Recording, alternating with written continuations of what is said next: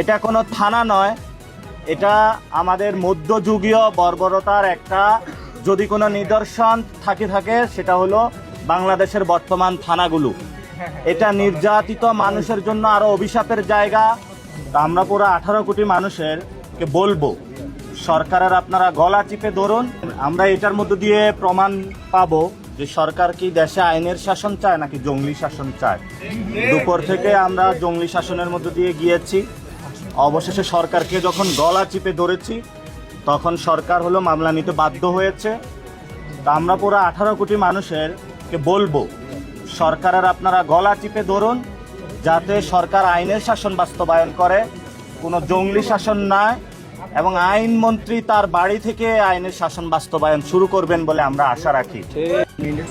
কিন্তু থানার যে পরিস্থিতি, তার থানাগুলো ওনার ভিজিট করা প্রয়োজন। এটা কোনো থানা নয়, এটা আমাদের মধ্যযুগীয় বর্বরতার একটা যদি কোনো নিদর্শন থাকে সেটা হলো বাংলাদেশের বর্তমান থানাগুলো। এটা নির্যাতিত মানুষের জন্য আরো অভিশাপের জায়গা। কোনো মানুষ যদি থানাতে ন্যায় বিচার প্রত্যাশা করে মামলা করতে চায়, এটা বাংলাদেশের আমি আজকের যে পরিস্থিতির মধ্যে দিয়ে গিয়েছি সুস্থ স্বাভাবিক কোনো যাত্রা নয়। এখানে যখন উপরের কল এসেছে তখনই মামলা নেওয়া হয়েছে। তারা দুপুর থেকে আমাদেরকে ঝুলিয়ে রেখেছে, বিদ্যুৎ বন্ধ করে দিয়েছিল।